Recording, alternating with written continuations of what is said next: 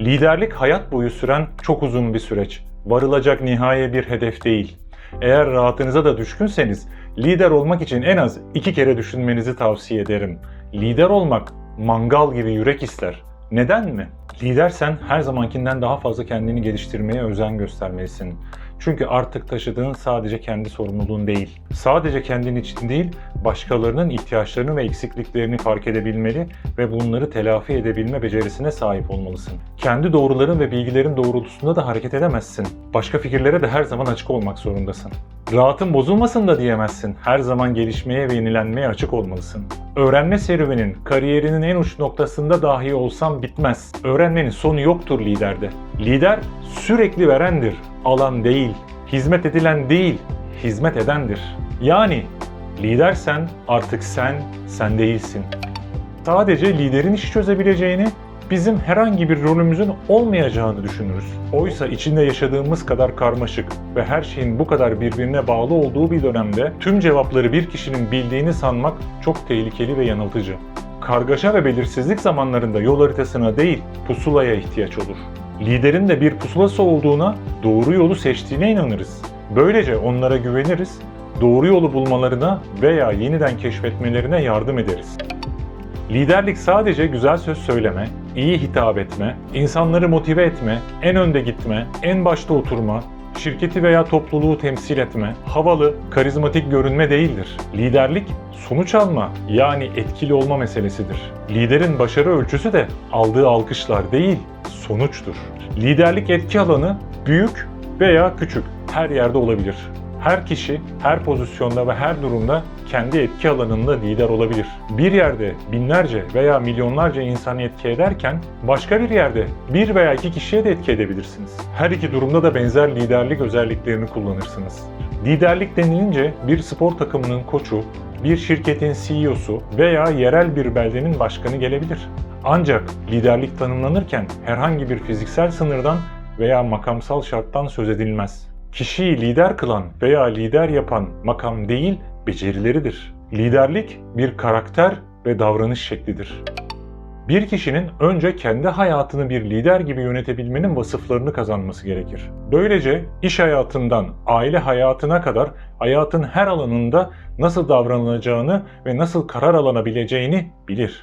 Liderlik hayatın belirli dönemlerinde, belirli ortamlarda öğrenilmiş ve öğretilmiş şeyleri uygulamak değildir. Liderlik hayatın her alanında, her anında iyi bir liderde olması gereken insani özellikleri uygulamaktır.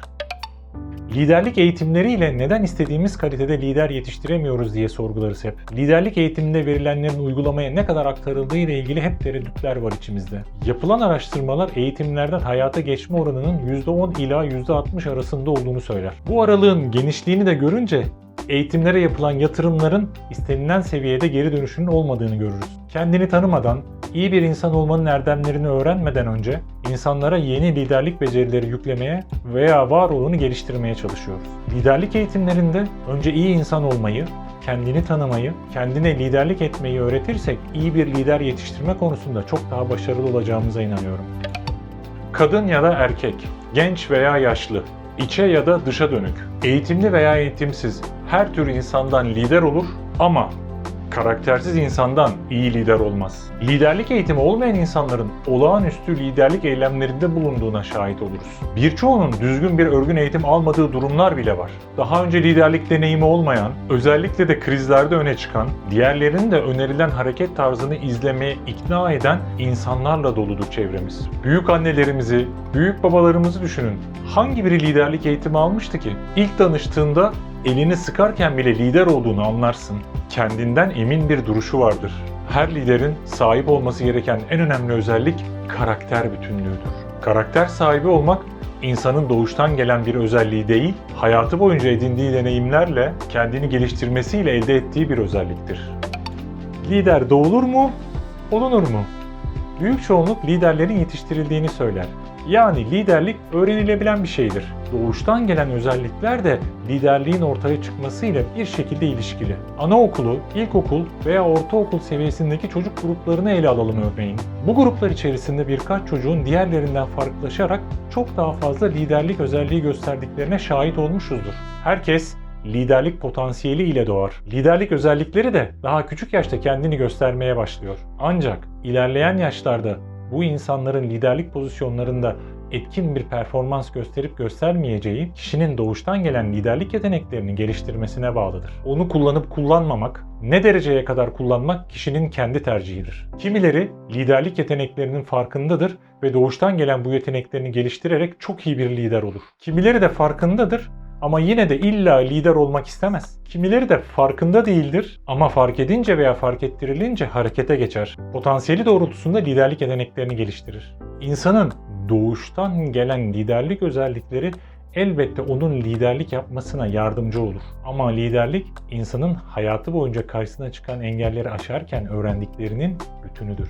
Zamanla güçlendirip geliştirebileceğimiz vücudumuzdaki bir kas gibidir liderlik. İyi liderlik becerileri geliştirmek bağlılık ve süreklilik gerektirir. Hedef belirlemek hayati önem taşır. Sürekli uygulama ise mükemmelleştirir. Liderlik kasınızı her gün çalıştırırsanız etkisinin arttığını mutlaka görürsünüz. Sonuç olarak lider olarak doğulur mu, olunur mu sorusuna vereceğimiz cevap her ikisidir. Yani doğulur ve devamında da zahmetli bir süreç ile olunur. Gelelim şimdi karşılaştırması en çok yapılan konuya. Liderlik mi, yöneticilik mi? Genel olarak yapılan karşılaştırmalarda liderliğin ne kadar harika bir şey, yöneticiliğin ise ne kadar kötü bir şey olduğu gösterilir. Bunları okuyunca da insanların yönetici olası gelmez. Eskaza yöneticilikle ilgili iyi bir şey söylerseniz kendinizi küçük düşme tehlikesi altında bulacağınızı düşünürsünüz. Ben her ikisi de olmak istiyorum derseniz de ya lider ya yönetici olmak zorundasın. İkisi birden olmaz derler. Biri değilsen öbürüsündür. Şu anda yaşadığımız sosyolojik durumlara ne kadar benziyor değil mi? Ben kendi görüşümü net olarak hemen başında söyleyeyim. Bal gibi de olur. Hem iyi bir yönetici hem iyi bir lider aynı anda olunabilir. Liderin yöneticilik becerilerine, yöneticinin de liderlik becerilerine ihtiyacı yok mudur? Liderin iş, teknik bilgisi olmadan sadece iletişim ve diğer liderlik becerileriyle işi yönetebilmesi mümkün mü? Veya bir yöneticinin sadece iş ve teknik bilgiyle liderlik becerileri olmadan insan yönetebilmesi mümkün mü? Ne liderlik iş bilme zorunluluğu olmayan ruhani bir ünvan ne de yöneticilik sadece tabiri caizse amelilik gerektiren bir ünvandır. Dünyanın artık tek bir dünya olduğu, bütün disiplinlerin birbirinin içine girdiği bir ortamda bu iki kavramı birbirinden kesin çizgilerle ayırmak bana göre imkansız. Öyle bir dünyadayız ki yöneticilik bilmeyen liderden, liderlik bilmeyen bir yöneticiden bahsedilemez artık. Aynı uçmak için iki kanada ihtiyaç duyan kuşlar gibi. Liderlik ve yöneticilik uçmak için gerekli iki kanat gibidir. Asıl olan ise kuşun kendisidir. Onun temsil ettiği şey de iyi insan olmaktır. Lider ve yöneticinin rolünü anlamamı sağlayan sevdiğim bir hikayeyi sizinle de paylaşayım. Devasa balta girmemiş bir ormanda yol açıyorsunuz. Elinizde bir ekip var. Bu ekibin kaç kişiden oluşacağı, nasıl bir iş bölümü yapılacağı, nasıl çalışacağı, zaman planı vesaire her şeyi harika bir şekilde yaparak orman içerisinde yol alıyorsunuz. İşte burada yapılan bu işler yöneticinin sorumluluğundadır. Orman içerisinde yol alırken en uzun ağaca çıkıp doğru yönde mi yoksa yanlış yönde mi gidiyoruzu söylemek liderin görevidir. Belirsizliklerin arttığı, kargaşanın kolaylıkla hakim olduğu bir dünyada yaşıyoruz. Böyle bir ortamda liderin görevi öncelikle güven ve tutarlılık oluşturmaktır. Böyle bir ortamda da her şeyi biliyormuş gibi davranmak inandırıcı olmaz. Cevapları bilmediğiniz anlarda etrafınızdakilerle iletişim kurmak, bildiğiniz anlarda iletişim kurmaktan daha etkili olur. Bildiklerini paylaşıp bilmediklerini de itiraf etme dürüstlüğü, birlikte olduğunuz insanlarda enteresan bir şekilde güven duygusu gelişmesini sağlar. Lider, bilgisiyle arif, üslubuyla zarif, davranışlarıyla adaletli olur.